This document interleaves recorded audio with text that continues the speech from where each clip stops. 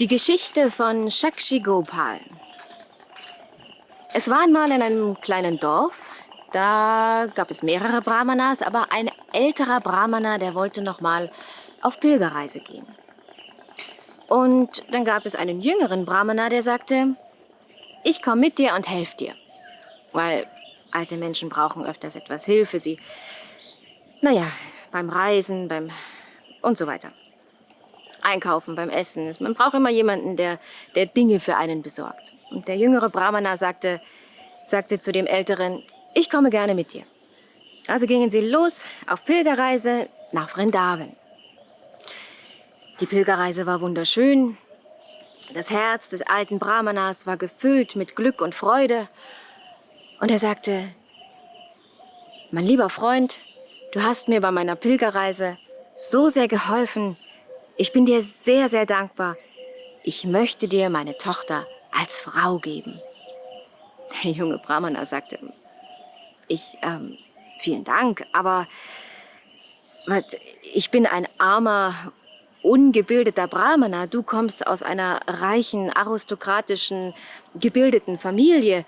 Ich denke nicht, dass deine Familienmitglieder damit einverstanden sind. Ich kann dein Angebot nicht annehmen. Jetzt kommt ein Moped.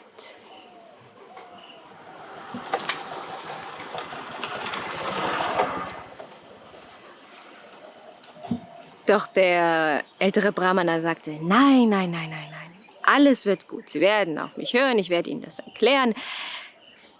Mit Freude werde ich dir meine Tochter zum Heiraten geben. Und der Junge sagte dann lass uns dieses Versprechen vor Sakshi Gopal machen. Dann ist er unser Zeuge und dann wird alles gut. Und so gingen die beiden in den Tempel von Sakshi Gopal. Und der ältere Brahmana sagte, lieber Sakshi Gopal, lieber Deti, lieber Sakshi Gopal, bitte sei mein Zeuge, ich verspreche diesem jungen Mann meine Tochter als Ehefrau. Und der Brahmana sagte, Hare Krishna. Der Brahmana war sehr zufrieden. Sie gingen zurück in ihr Dorf und jeder ging in sein Haus, ruhte sich aus von der langen Pilgerreise. Doch der junge Brahmana wartete, dass er irgendwie eine Einladung bekam oder irgendwas, aber es kam nichts. Also nach der Zeit ging er dann selber zum Haus des älteren Brahmana und sagte, also nicht, dass ich unbedingt drauf bestehe, aber es ist für einen Brahmana nicht sehr gut, sein Versprechen nicht zu halten. Und du hast mir die Hand deiner Tochter versprochen. Da sagte der, stehen wir im Weg?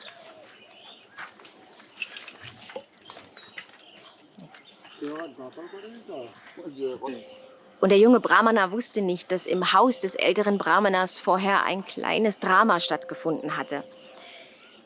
Der Vater hat zu seinem ältesten Sohn gesagt, als er von der Pilgerreise wiederkam, mein lieber Sohn, ich habe meine Tochter, deine Schwester, als Frau für den jungen Brahmana versprochen. Er hat mir sehr gut geholfen, er ist ein sehr guter, ehrlicher Mann. Ich möchte, dass meine Tochter ihn heiratet. Doch der Sohn sagte, nein, Vater, wie kannst du nur so etwas machen? Dieser Brahmana, er ist nicht würdig, er ist kein richtiger Ehemann für meine Schwester. Auch die Frau des Brahmanas war weniger damit einverstanden. Sie sagte, oh nein, oh nein, oh nein, oh nein, was hat er nur getan? Das kann doch nicht sein, ich werde mich umbringen, wenn dies geschieht. Und der ältere Brahmana sagte, aber ich habe es ihm versprochen. Ich habe es ihm versprochen, ich kann doch mein Versprechen nicht brechen. Da sagte der Sohn, lass mich nur machen, du sagst einfach nichts, lass mich nur machen. Und als nun der jüngere Brahmana in das Haus kam des Älteren, da schwieg der ältere Brahmana einfach schweren Herzens, denn er hätte sehr gerne seine Tochter dem Brahmana, dem jungen Brahmana als Frau gegeben. Doch er konnte auch nicht gegen seine Familie handeln. Und in dem Moment kam auch schon sein Sohn herein und beschimpfte den Brahmana. Was machst du hier in unserem Haus? Willst meine Schwester heiraten? Raus! Raus mit dir! Was bildest du dir ein? Und der wurde also rausgeschmissen aus dem Haus. Und dann gab es einen Riesen... Und die Dorfbewohner versammelten sich und fragten, was denn los sei. Und der junge Brahmana sagte, ich habe vom älteren Brahmana das Versprechen bekommen, dass seine Tochter meine Frau wird. Die Dorfbewohner. Dorfbewohner. Passt ja gerade. Also es war ein Riesentumult und der junge Brahmana sagte, er hat mir seine Tochter als Frau versprochen und jetzt schweigt er dazu einfach und schmeißt mich raus. Es ist nicht richtig, dass ein Brahmana sein Versprechen nicht hält. Und wir haben das Ganze auch vor Shakshi Gopal versprochen. Und der Sohn des älteren Brahmanas sagte, er hat meinen Vater unter Drogen gesetzt. Sowas hätte er nie gesagt. Er denkt sich das alles nur aus. Das stimmt nicht. Und wenn sie es vor Shakshi Gopal versprochen haben, dann soll doch Shakshi Gopal hierher kommen und Zeuge sein. Und das fanden die Dorfbewohner ganz eine gute Idee. Ich meine, sie waren jetzt gespannt, was jetzt geschehen würde. Sollte Shakshi Gopal wirklich hierher kommen?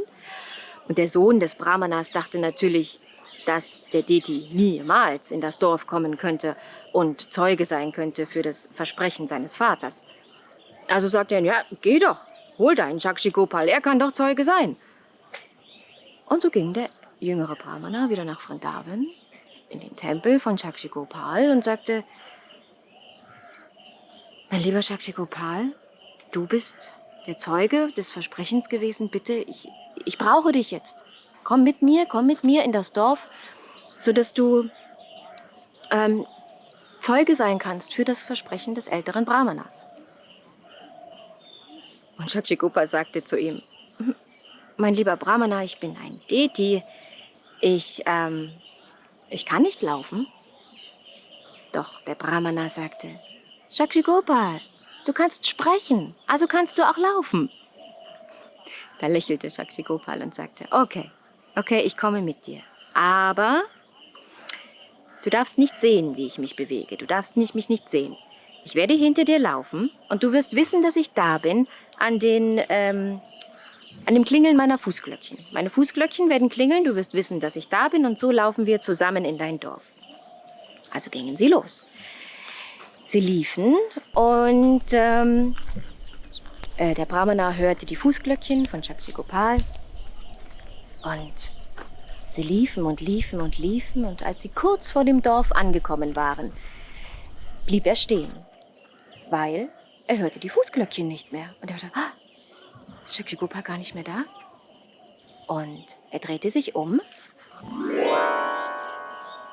und da stand Shakshi Gopal und sagte zu dem Brahmana, nun geh in dein Dorf und hol die Dorfbewohner.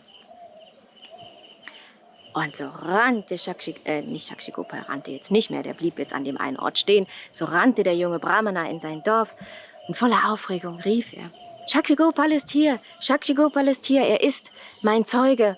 Und alle Dorfbewohner kamen aus dem Dorf heraus und sie sahen das Wunder. Sie sahen Shakshi Gopal vor ihrem Dorf stehen, auch der alte Brahmana. Er war sehr zufrieden. Er dachte, Gott sei Dank, Shakshi Gopal ist gekommen. Ich kann mein Versprechen halten. Und er war glücklich, sie verneigten sich vor dem Deti.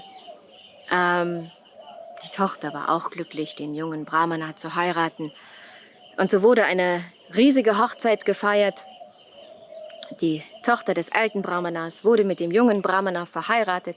Das ganze Dorf feierte. Und für Shakshi Gopal wurde an dieser Stelle ein schöner Tempel errichtet. Und von dort an wurde er dort verehrt. Und man kann ihn heute immer noch besuchen ich hab's vergessen. Ich gucke noch mal nach. Hier. Kann man Shakshi Gopal immer noch besuchen. Und das war die Geschichte von Shakshi-Gopal, dem Deti, der durch Indien gewandert ist, um Zeuge zu sein für den jungen Brahmana.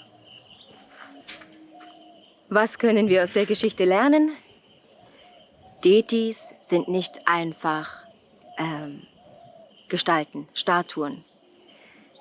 Detis, die man verehrt, die verehrt werden, die mit Liebe und Hingabe angesprochen werden, antworten.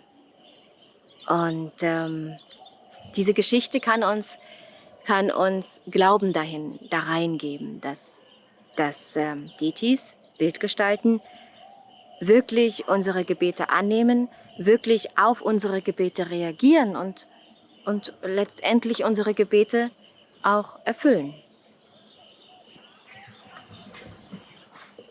Ramananda Gopal ist gerade in Mayapur, der Priester von der Farm, der tagtäglich eine Singeti verehrt. Der ist gerade in Mayapur. Vielleicht fragen wir ihn noch, was er über Deti-Verehrung denkt. Ich glaube, er hat viele Realisationen Ich denke, über er hat Deti-Verehrung. viele Realisationen mit Deti-Verehrung. Er ist ein großer Deti-Verehrer im Gegensatz zu uns. Ramananda? Ramananda? Hallo. Krishna. Also die Bildgestaltenverehrung ist natürlich ein wichtiger Bestand in unserer Tradition, gehört zu den 5 Hauptvorgängen, die uns Rupa Goswami gegeben hat. Und es gibt uns natürlich die Möglichkeit, dass wir unsere materiellen Sinne direkt im Dienst für Krishna beschäftigen können. Also wir können für Krishna kochen, dieses Essen dann darbringen zu der Bildgestalt und können sie auch verehren mit Blumen und Wasser, so wie Krishna das auch in der Bhagavad Gita sich wünscht. Für mich persönlich ist es mein Hauptzugang eigentlich zum Krishna-Bewusstsein. Natürlich unser Hauptzugang ist der heilige Name, das Chanten von Hare Krishna. Aber für mich persönlich ist das was gewesen, was mich schon von Anfang an fasziniert hat. Eigentlich sogar schon vor meinem Krishna-Bewusstsein habe ich schon immer irgendwelche sowas wie Altäre, auch als Kind schon irgendwelche heiligen Schreine in mein Kinderzimmer, natürlich mit Dingen, die mich als Kind beeindruckt haben, gebaut und erstellt.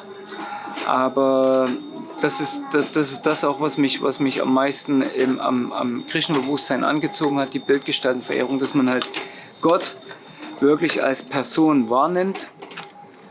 Oder sagen wir es mal so, die Bildgestalt ist eigentlich ein Weg, den uns die Bildgestalt Krishna selber gegeben hat, um mit ihm eine persönliche Beziehung aufzubauen. Und das ist natürlich nichts, was von heute auf morgen oder was einfach so passiert, sondern das ist was wirklich auf Beziehung beruht, die man sich erarbeiten muss. Jede Beziehung, auch in der materiellen Welt, muss man sich erarbeiten.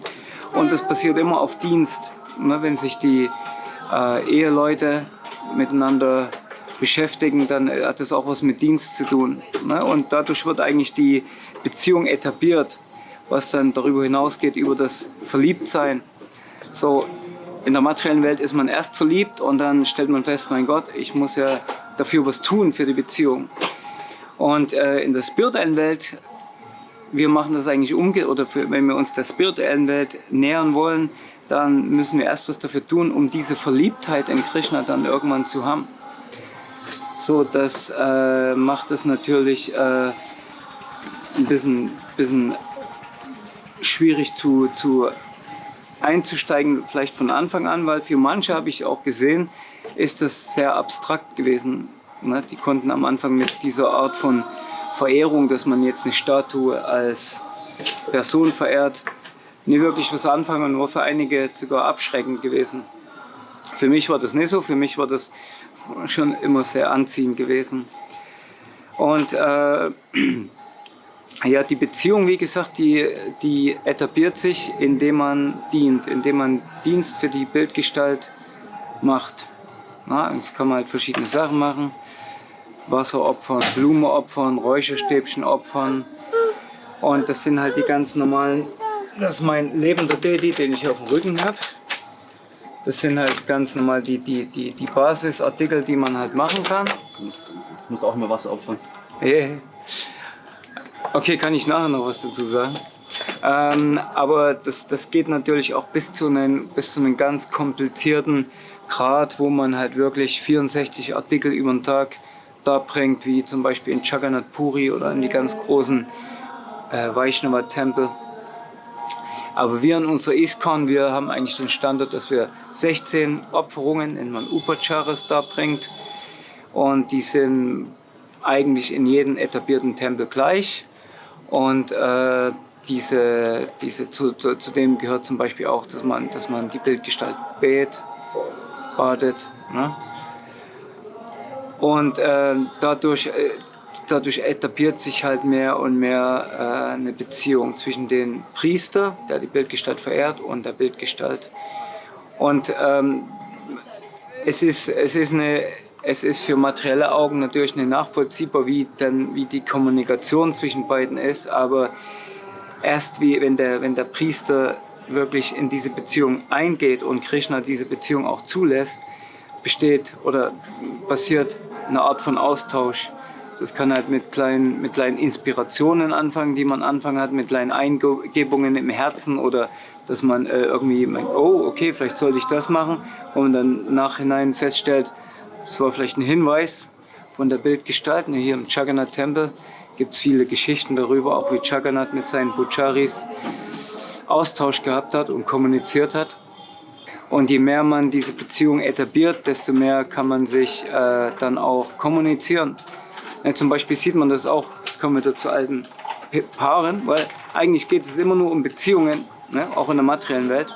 So bei alten Pärchen, die schon lange verheiratet sind und lange miteinander zu tun haben, die müssen sich oftmals überhaupt nicht mehr unterhalten. Ne, die müssen nicht mehr so direkt verbal kommunizieren. Das passiert alles mehr auf einer transzendentalen Ebene. Ne? Selbst die streiten auf die sind da, ne, und wissen die selber, die müssen gar nichts reden dafür, weil Worte oftmals sowieso Hindernisse sind. So was der Pujari mit den Deti hat, ist halt so eine Art transzendentaler Austausch, womit er praktisch seinen Dienst dann da bringt und dieser Dienst dann auch angenommen wird. Wie gesagt, hier ist mein lebender Deti. Weiterlaufen? Okay, das ist der lebende Deti, den ich hier hinten drauf habe, der gerade nach seiner Mama ruft. Und vielleicht kurz, das ist das eigentliche, was ich habe 2 von denen mittlerweile. Und was wir am Anfang machen oder was wir am Morgen machen, eigentlich im Alter, ist, dass wir 16 Opferungen Upacharas halt darbringen. Dass man halt den Deti aufweckt, ihn willkommen heißt, ihnen einen Platz anbietet, wo er sitzen kann, ihm liebevolle Worte darbringt, ihm entkleidet, ihm eine Ölmassage gibt, ihm dann ein Bad gibt, ein Snan, und dann trocknet man ihn ab und dann zieht man den Deti, die Bildgestalt, wieder an. Dann spricht man wieder liebevolle Worte zu den Deti und letztendlich füttert man den Deti. Ne? Und das ist genau das Gleiche, was man dann mit so einem kleinen lebendigen Deti machen kann. Ne? Deswegen, Prabhupada hat gesagt, das hat sehr viel Wert darauf gelegt, dass wir uns halt gut um unsere Kinder auch kümmern und dass das für Eltern, speziell auch für Mütter, eigentlich die Deti-Verehrung ist. Ne? So, das sind kleine Gesandte von Krishna und deswegen sollen wir uns um die gut kümmern und das sind auch unsere Detis. Hare Krishna. Hast du irgendwie persönlich eine Erfahrung gemacht, wo du sagen kannst, okay, bei diesem Zeitpunkt bin ich jetzt überzeugt, dass jetzt eben nicht nur ein Stein vor mir ist oder eine Figur, sondern wirklich eine Person vor mir steht als Deti oder dass du da wirklich auch Krishna dahinter siehst? Dass er sich auch irgendwie auch offenbart hat oder dass du irgendwie gemerkt hast bei der Verehrung, auf einmal hat es irgendwie Klick gemacht bei dir oder so. Gab es irgendwie solche Momente auch irgendwie? Oder? Ja, also da gab's eigentlich viele Momente, aber ganz ehrlich gesagt, das sind sehr, sehr private Momente. Ja, genau, das wollen wir hören. Ja, aber das ist das Ding, wenn man darüber spricht, das ist wie wenn man eine Liebe in sein Herzen trägt und so wie man die in Worte fasst, dann konkretisiert man die und dann wird es was Billiges. Und dann manche von den Sachen, die klingen dann auch so, die klingen so unwahrscheinlich oder das klingt dann so irgendwie, ja, der wollte bloß sich irgendwie interessant machen, weil das sind wirklich manchmal wunderbare Dinge, die da passieren und deswegen würde ich das vorziehen, darüber jetzt im Detail zu reden, sondern zu sagen, ja, jeder macht seine eigene Erfahrung, jeder kann sehen, was er selber daraus gewinnen kann, was er dabei empfindet. Ich kann es nur jedem empfehlen und ich denke, der Prozess von Archana, von Verehrung, ist eigentlich ein wichtiger Prozess im devotionalen Leben von jedem Devotee. Das kann ausgedehnt sein, das kann ganz einfach gehalten sein, aber man sollte auf alle Fälle versuchen, eine Beziehung mit Krishna erstmal in seiner materiellen Form als Deity, als Bildgestalt aufzubauen und dann mehr und mehr rückt die Materie in den Hintergrund und wirklich die Beziehung kommt wirklich zum Vorschein. Hare Krishna. Aber du kannst definitiv sagen, nach vielen, vielen Jahren Deity-Verehrung, kannst du definitiv für dich sagen, das ist Krishna, da ist Krishna dahinter. Ja, definitiv.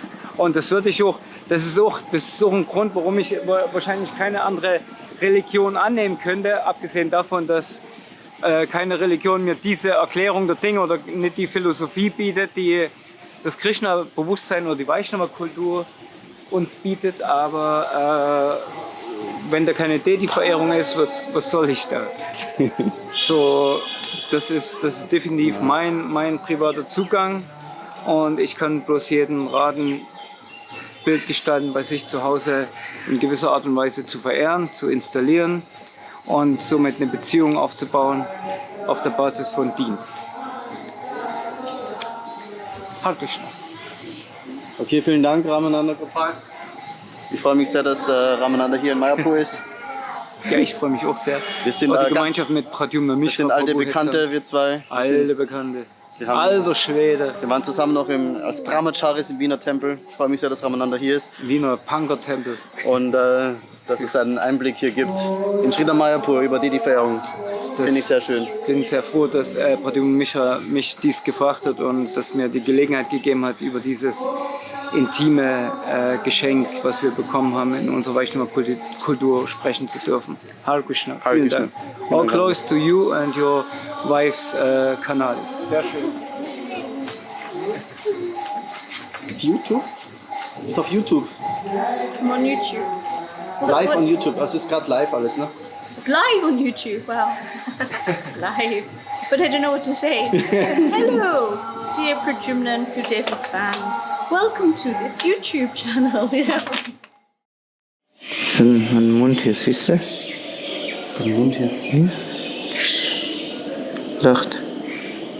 Siehst du? Lachen im Munde.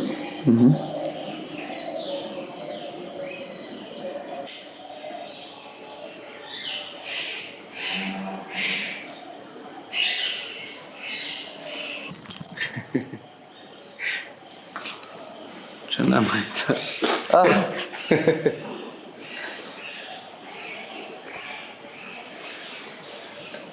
Jayo. Wie oft machst du das? Jeden Tag. Jeden Tag. Und? Das macht Spaß? Es macht Laune. Spaß und Laune.